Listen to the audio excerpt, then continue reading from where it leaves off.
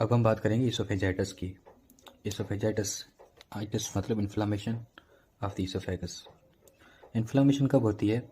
जब किसी भी बॉडी पार्ट को कोई चीज़ इरिटेट करती है। जैसे कोई बंदा हमें इरिटेट करता है तो हम मुंह बनाते हैं, वैसे किसी भी टिश्यू को अगर कोई चीज़ इरिटेट करती है तो वो करवाती है इन्फ्लामेशन। इन्फ्लामेशन मतलब कि मुंह बनाना of the tissues causes.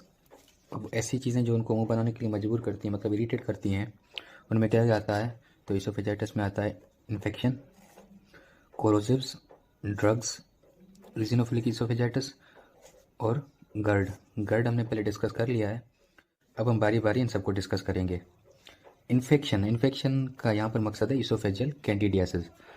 Oesophageal candidiasis करवाने में कैंडिडा अल्बिकन्स का काम है। जो इन्फेक्टिव ऑर्गेनिज्म है वो है कैंडिडा अल्बिकन्स। वो नॉर्मल कमेंसन है अपने ओरल कैविटी का, मगर जब भी हमारी इम्यूनिटी कम होती है या बैक्टीरियल काउंट कम होता है, बॉडी में हर चीज़ मेंटेन होती है ना, तो सही चलता है। मगर अब जब बैक्टीरिया होता है, इम्यूनिटी का तो आप सबको लोग समझ में आ गया होगा कि हाँ भाई वो प्रिवेंट करती है फंगस ग्रोथ में। ऐसे ही बैक्टीरिया और फंगस के बीच में इक्विलिब्रियम बना होता है, ठीक है।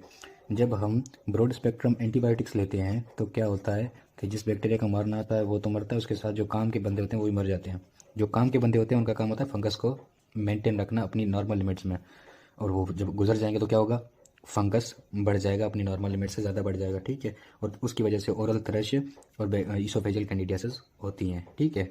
इम्यूनिटी का तो आप लोगों को पता है कि अगर इम्यूनिटी कम होती है, इम्यूनिटी कम करने के काजेज कौन कौन से हैं? HIV एड्स हो बंदे को, स्टीरॉयड्स हो, स्टीरॉयड थेरेपी पे हो, डायबिटिक हो, या साइटोटॉक्सिक ड्रग पे हो, या एक डिबिलिटेड पेशेंट है, तो उनमें क्या होगा कि उनकी इम्यूनिटी कम होती है। इम्यूनिटी कम होगी तो आपको पता है कि जो नॉर्मल कमेंसल्स भी हैं वो भी हमारे लिए डेंजरस हो जाते हैं। ये सारी चीज़ें शो करती हैं कि जो कैंडिडा अल्बिकन्स है वो एक अपॉर्चुनिस्टिक ऑर्गेनिज्म है जो देर ही नहीं करता। अगर हमारी इम्यूनिटी कम हो या हमारे बैक्टीरियाज कम हो तो वो अपनी ग्रोथ बढ़ा के हमारी इसोफेजियल कैंडिडियासिस और ओरल कैंडिडियासिस करवाता है, ठीक है। और इसकी अगर ट्रीटमेंट की बात करते हैं तो जब ओरल होता है तो हम टॉपिकल ट्रीटमेंट पे रखते हैं, मगर जब वो सिस्टम में उसमें आ जाता है, इसोफेगस में आता है, तो हम सिस्टमिक एजोल फ्लूकोनाजोल जिसमें आती है।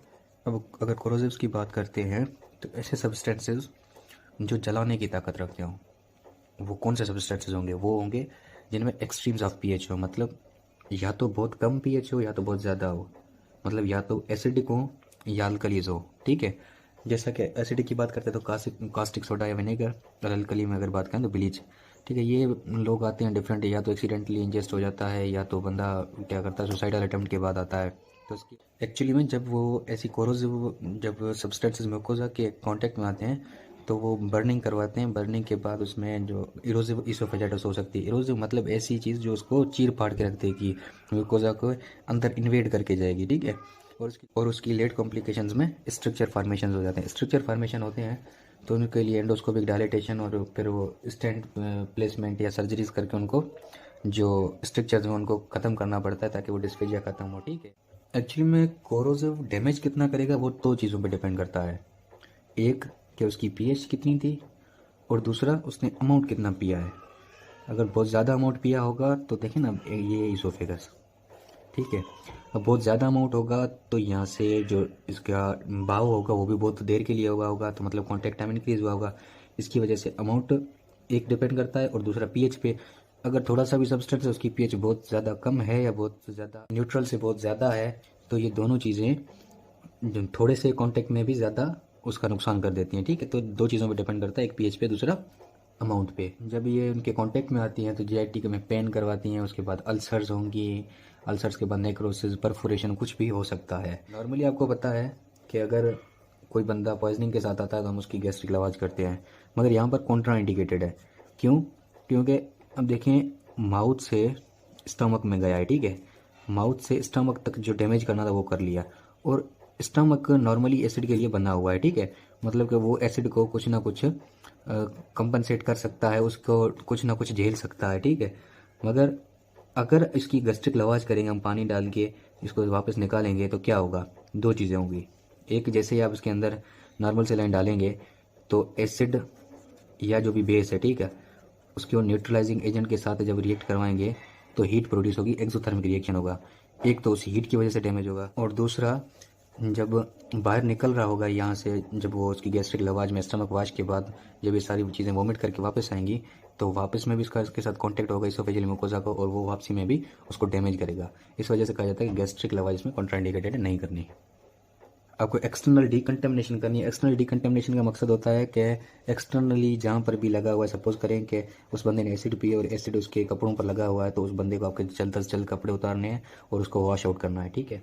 और जो न्यूट्रलाइजिंग सब्सटेंसेस है वो कभी भी बंदे को, अगर उसने ज़्यादा अमाउंट में उसने एसिड या बेस पिया हुआ है, तो उसको वो नहीं देंगे, क्योंकि वो उसको न्यूट्रलाइजिंग एजेंट देंगे तो मैंने आपको जैसे यहाँ पर बताया, तो उसका वो एक्सोथर्मिक रिएक्शन होगा, जिसकी वजह से उसका फ़ायदे से ज़्यादा नुकसान हो जाएगा। तो न्यूट्रलाइजिंग एजेंट्स तब तक यूज़ नहीं करते। मैनेजमेंट की अगर बात करते हैं तो कार्डियो रेस्पिरेटरी मॉनिटरिंग, मतलब कि आपको वाइटल्स को मॉनिटरिंग करनी है, ठीक है।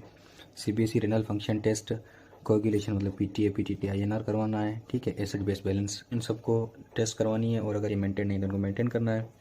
चेस्ट एक्स डायरेक्ट करवाना है, क्योंकि इससे कभी परफोरेशन हो जाती है, ठीक है। तो वो देखना है कि मीडियास्टिनल में गैस तो नहीं है, या गैस अंडर डायफ्राम तो नहीं है, ठीक है। ये चीज़ें देखनी है जो परफोरेशन के लिए। और अगर severe abdominal pain, chest pain, abdominal distension, shock और एसिडोसिस के साथ अगर बंदा प्रेजेंट कर रहा है, पेशेंट अगर बिल्कुल टॉक्सिक है, तो आप एक जल्दी से सीटी स्कैन करवा के और सर्जिकल रिव्यू ले लें, क्योंकि ये फीचर्स सजेस्ट करते हैं कि बंदे को परफोरेशन हो सकती है। अगर बंदे को परफोरेशन नहीं है मगर उसमें ड्रूलिंग ऑफ सलेवा हो रही है, या डिस्फेजिया मतलब खाने में उसको तकलीफ हो रही है, या स्ट्राइडर आवाज़ होती है जो सांस लेने के वक्त कोई आवाज़ आ रही है, या ओरोफेरेंजियल बर्न्स हुए हैं, तो ये सजेस्ट करते हैं कि इसोफेगस का बहुत ज़्यादा बर्न हुआ है। उसकी जितनी जल्दी हो सकती है उतनी एक वेल ट्रेंड जो ऑपरेटर होता है, डॉक्टर होता है, उससे एंडोस्कोपी करवानी चाहिए। अगर इसमें ज़्यादा दिन लगेंगे तो फिर वो परफोरेशन भी करवा सकती है एंडोस्कोपी।